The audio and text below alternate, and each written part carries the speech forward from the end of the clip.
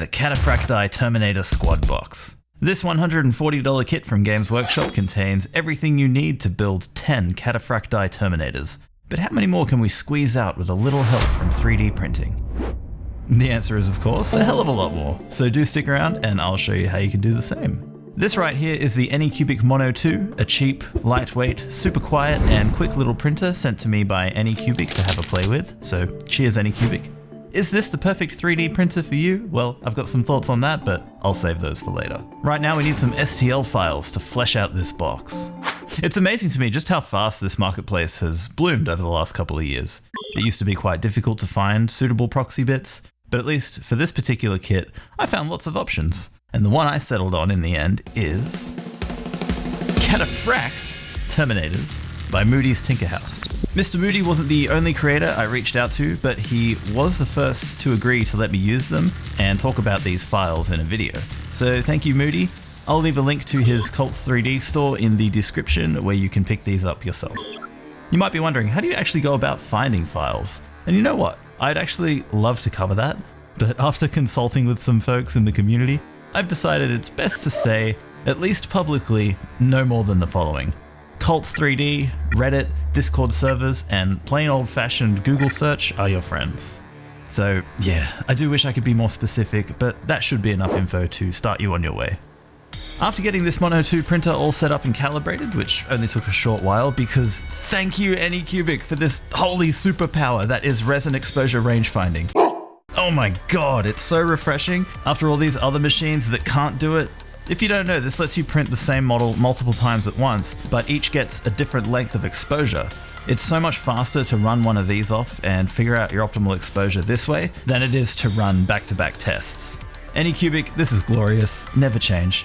Actually no, please do change. Let us adjust the exposure time interval down to 0.1 seconds, please and thank you. This, I'm sure, could be really easily added to your Photon Workshop slicer when actually slicing the file. Maybe a little dialogue pop-up. Hey, I noticed you're slicing a new RERF file. Please specify your desired interval setting. That would be dope. So this is Photon Workshop, by the way. And I know we're getting a little off track here, but real quick, I just want to point out that this has had a significant overhaul since I last had a play with it. But it's still kind of a garbage piece of shit, if I'm being honest. And I do want to complain about it, but I'll save that for later. So let's print some Terminator bits. Actually, before we do that, we should probably build the first 10 plastic models first. So let's do that.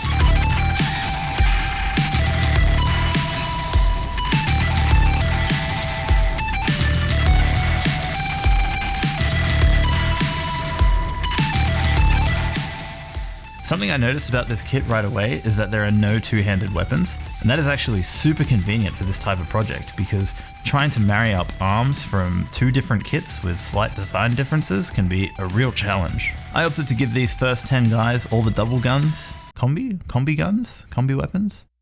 Double guns. No, you gotta call it double guns. I opted to give these first 10 guys all the double guns from the box, and once they were all done, there was still a hell of a lot of arms left over on the sprues. So let's start printing out some bits to fill in the blanks here. I'd taken a measurement of one of those torsos before assembling it so I could compare this to the 3D files before printing, just to make sure the scale would work. And what I found is that Moody's Terminator bits are already perfectly scaled, so that's pretty awesome. Now in regards to printability of these files, it is a bit of a mixed bag. I had no major failures, but generally I did find these supports rather difficult to remove in some cases, and I didn't notice till much later that some details were under-supported and so haven't quite come out right. Some delicate parts like these terrages were almost impossible to remove from the supports without damaging. But thankfully Moody had included .lys files, so it wasn't too big a deal to go back and lower those tip sizes to something more appropriate. This resin, by the way, is Anycubic ABS-like beige, and I bought this with my own money because I was curious about it, but honestly, I probably wouldn't buy this again. It seems quite brittle like the standard resin, so my money is definitely still on Elegoo's ABS-like 2.0 resin for now. That stuff I think has great price to performance. Sniff test. Okay, yep. It's not too bad, it's not the worst I've smelt. Don't do that. Right, so with a bunch of parts printed off, I cleared the sprues of all those extra arms and began smashing together the two worlds of injection molding and 3D printing.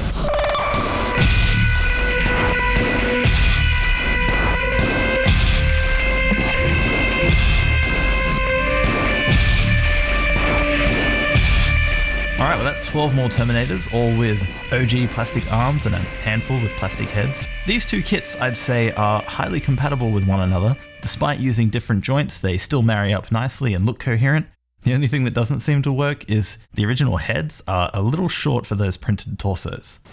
Is the heretic scum over there, brother? I have no fucking clue! Still have some arms left over? Let's keep going.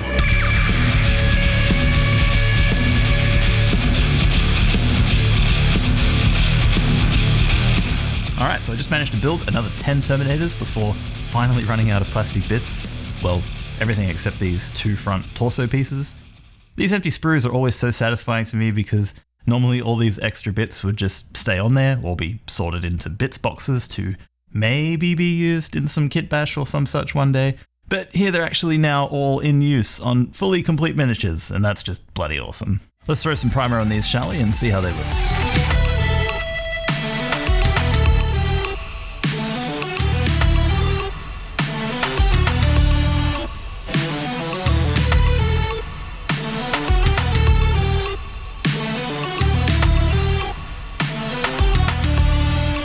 Well, I don't know about you, but I think these look pretty damn awesome. Nice and coherent now that they're all unified under that coat of paint. Can you still tell what's what? For me, the giveaway is the FDM printed bases, but otherwise, the resin parts are damn near seamless. Maybe even a little too close to the originals. I don't know, what do you think? Is this wrong? Me personally, I think in this instance it's okay because I've still bought the official box, and the resin parts here have just served to squeeze out every last drop of value. But obviously you could just print off unlimited Terminators and just omit the plastic here entirely, so So, the Anycubic Mono 2 and Photon Workshop. Let's start with Photon Workshop and I'll wrap up with the printer. But first, you may have noticed that a bunch of these Terminators have cool little nameplates on their bases, and these names belong to the wonderful folks who support me over on buymeacoffee.com/once-in-a-six-side. It's kind of like Patreon if you're not familiar with it, but a lot more feature-rich and creator-friendly. So big thank you, you absolute legends. I think what I'll do is a private stream or something soon just for you guys where I'll paint these up and we can hang out and stuff. I'd also like to thank each of the latest members: August, Ashton Wishart, Dino Lamana, Justoon, Portside Prince, and Jameson Gardner. Thank you very much. Right, Photon Workshop. I teased earlier that this is garbage, and I'm sorry, that might have been a little bit hyperbolic. It's mostly functional as a slicer and will get you where you want to be. It's just missing a lot of nice to haves like hotkeys, for instance, so you can't easily switch between your move and rotate tools. Instead, you have to move a part, come over here, click the rotate tool, move back over here, and so on. It's just cumbersome and slow and makes prepping plates a bit of a slog, especially when you're trying to max out your available space. It also crashed on me a few times, which isn't great. And all of you children of darkness whom, like me, set anything and everything they can into dark mode, will be sad to know that using Photon Workshop is like staring into the sun.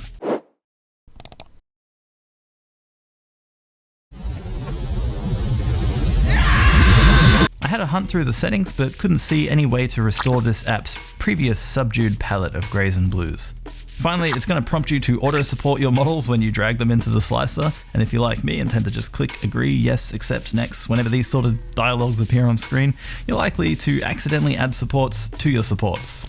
Right, so the Mono 2, is it the perfect miniature printer for you? Almost certainly, with two exceptions. If you don't mind spending extra for something more premium, this isn't for you. However, if you're looking at dipping your toes into resin 3D printing and not breaking the bank, I can definitely recommend it.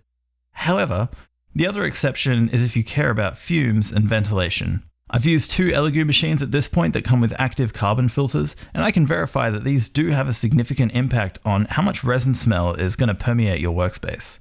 I love these filters, so for the very simple reason that something similar is missing here, I'd say spend the extra and buy a machine that comes with a filter, unless you're going to be setting this printer up somewhere well ventilated or intend to add your own ventilation system later. Because otherwise, this thing is dirt cheap, puts out amazing looking prints, is easy to use. It's the absolute quietest resin 3D printer I've ever heard. This is fantastic. And Anycubic is the one company whose after-sales customer support I can actually attest to being very good, because while their quality control is sometimes lacking, they have always shipped me replacement parts where my previous Anycubic machines have played up. I didn't have this YouTube channel when dealing with their customer support, so I'm pretty sure the treatment I got from them was the same anyone else would get. Cataphractii Terminators were easily the most upvoted suggestion on the previous video in this series, so do let me know again, what box should I tackle next? Thanks for watching. So I think metal vat. I didn't own an original Photon Mono 4K, but from my understanding is one of the complaints of that vat was that it was plastic, so it's really nice that this one's come with a metal vat. And it's got cool, I don't know, it's got like steps of resin volume, and it's got the feet on the bottom, which is really nice.